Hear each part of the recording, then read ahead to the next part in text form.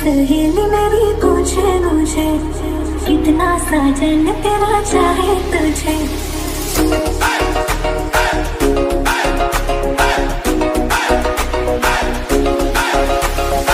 मेरी सहेली मेरी पूछे मुझे, इतना साजन तेरा चाहे तुझे।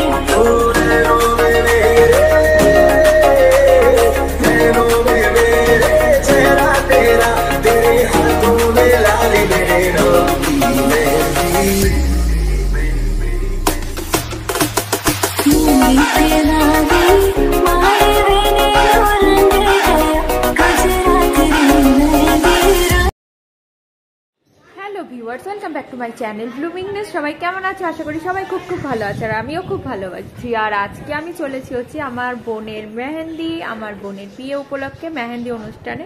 তো দেখো রেডি হয়ে আছি, মানে রেডি হয়ে গেছি, আর আমি আর পুচকু এখন যাচ্ছি মেহেন্দি করবো অনুষ্ঠানে, মানে যেটা হয় আর কি। তো ভীষণ এক্সাইটেড। অবভিয়াসলি মেহেন্দির অনুষ্ঠানে, মেহেন্দি বোনের বিয়ে বলে কথা, আর সেটা তো অবশ্যই এক্সাইটমেন্ট তুঙ্গেই, বুঝতে পারছো। তো তোমাদেরকেও সঙ্গে নিয়ে যাব। আমার বোনের বিয়ে আর তোমরা থাকবে না, সেটা কি করে হয়? তো let's go for the party. অনুষ্ঠান বাড়িতে যাবো আর সাজুগুজু করবো না, সেটা হয়? তো দেখো রেডি হতে হওয়ার জন্য বসে পড়েছি। আর এই ফরএভার 52 এর যে ফাউন্ডেশনটা আছে, এটা কিন্তু আমি তোমাদের সাথে শেয়ার করেছিলাম, এটা আমি নাইকা থেকে নিয়েছিলাম। আর ওই ফাউন্ডেশনটা দিয়ে কিন্তু এখন আমি আমার মেকআপটা করছি। আর কি হয়েছে বলতো, কিছুদিন আগে ঘুরে এসেছি, ঘুরে আসার পরে আমার ব্লেন্ডারটা কোথায় হারিয়ে গেছে। অর্ধেক জিনিস খুঁজে পাচ্ছি না, মানে হাতের কাছে যা পাচ্ছি, যেটুকু পেয়েছি সেইটুকু দিয়েই আমি রেডি হতে হচ্ছে আমাকে। তো ঘুরতে যাওয়ার ব্লগটা সেগুলো পরে আস্তে আস্তে দেব, কোথায় গেছিলাম কি ব্যাপার। আপাতত বোনের বিয়ের ব্লগটা দিচ্ছি। তো দেখতেই পাচ্ছ ব্লেন্ডারটা পাইনি বলে এই ব্রাশটা দিয়েই আমাকে কাজ চালাতে হচ্ছে। আমি বোধহয় ব্লেন্ডারটা ফেলেই এসেছি আমার যতদূর মনে হয়। আর জুয়েলারিও তেমন কিছু খুঁজে পাচ্ছি না, সত্যি কথা বলতে। কোথায় কি রেখেছি ভগবান জানে। তো যাই হোক, মোটামুটি করে যা হাতের কাছে পেয়েছি তা দিয়ে রেডি হয়ে চলে গেলাম বোনের বাড়িতে। আর গিয়ে দেখি যে মেহেন্দি আর্টিস্ট অলরেডি চলে এসছে, ওরা 4টের সময় এসছে। আর আমার বেরিয়ে আসতে, মানে আমি নিজে রেডি হয়ে পুচকুকে রেডি করে আস্তে আস্তে আমার 6টা বেজে গেছে। তো তারপরে ওদের এখনো যদিও মেহেন্দি পরা হয়নি, যেহেতু ব্রাইডাল মেহেন্দি টাইমটাও প্রচন্ড বেশি লাগে। আর বোনের 70% কমপ্লিট হওয়ার পরে মেহেন্দি আর্টিস্ট বললো যে ওকে এবার একটু রেস্ট দেওয়া হোক, কেননা প্রায় 2-3 ঘন্টা ধরে বসে আছে, ওরও আর পাচ্ছিল না। আর এবার একটু আমাদেরকে পরিয়ে দেওয়া হোক। আর আমার মেয়ের অবস্থা দেখো, আমি কি পরবো তার আগেই লাফিয়ে আমার মেয়ে বসে পড়েছে, ওর এরকম মেহেন্দি চাই। কিন্তু এই ছোট হাতে কি করে কি মেহেন্দি করবে, তো মেহেন্দি আর্টিস্টও বুঝতে পারছে না। কিন্তু আমার মেয়েও ছাড়ার পাত্রী না, ওর বক্তব্য হচ্ছে ওর মিমির মতন মেহেন্দি পরা চাই। তো যাই হোক, ওকে একটুখানি মেহেন্দি পরানোর পরে দেখো আমিও বসে পড়েছি মেহেন্দি পরার জন্য।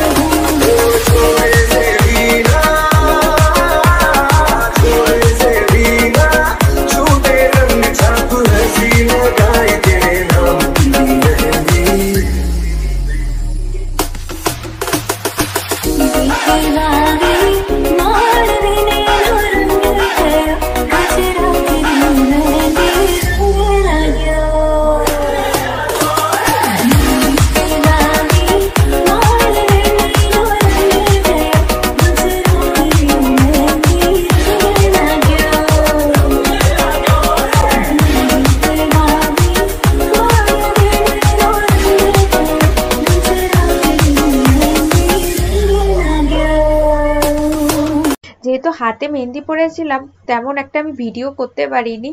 আর পুচকু তো সমানে বিরক্ত করছিল, আমার মেহেন্দি ঘেটে দিচ্ছিল, এর মেহেন্দি ঘেটে দিচ্ছিল, এইসবই করে বেড়াচ্ছিল। আর তার সাথে সাথে ভ্যাঁ ভ্যাও করে কাঁদছিল, কেননা ওকে ওর পছন্দ মতন হাত ভর্তি করে মেহেন্দি পরিয়ে দেয়নি। যেটুকু পরিয়েছে সেইটুকুও নিজে ঘেটে দিচ্ছিল, কিন্তু তাও ওকে পরানো হলো না কেন ঠিক করে, ঘেটে নষ্ট করছিল নিজেরটাও প্লাস আমাদেরটা। আর এখন হচ্ছে চলে এসেছি গঙ্গা নিমন্ত্রণ করার জন্য। বিয়ের অনেক অনেক নিয়ম কানুন থাকে জানো তোমরা, তো এই গঙ্গা নিমন্ত্রণটাও একটা নিয়মের মধ্যেই পড়ে। তো সেই ভিডিওটাও তোমাদের সাথে একটুখানি শেয়ার করলাম। আর তার সাথে সাথে এই ভিডিওর সাথে সাথে কিন্তু আজকের মানে আমার বোনের এই মেহেন্দি অনুষ্ঠানের ভিডিওটা এখানেই শেষ করব। আর বিয়ের ভিডিওটা নিয়ে আমি খুব তাড়াতাড়ি চলে আসব। তার জন্য অবশ্যই আমার চ্যানেলটাকে সাবস্ক্রাইব করে পাশে থেকো, যাতে ভিডিও দেওয়ার সাথে সাথে নোটিফিকেশন তুমি পেয়ে যাও। আর যদি আজকের ভিডিও ভালো লেগে থাকে অবশ্যই লাইক করো, কমেন্ট করো। আর আরো বেশি ভালো লাগলে তোমরা বন্ধু বান্ধবের সাথে শেয়ার করে দিও। তাহলে টাটা, দেখা হচ্ছে পরবর্তী ভিডিওতে। সবাই ভালো থেকো, সুস্থ থেকো।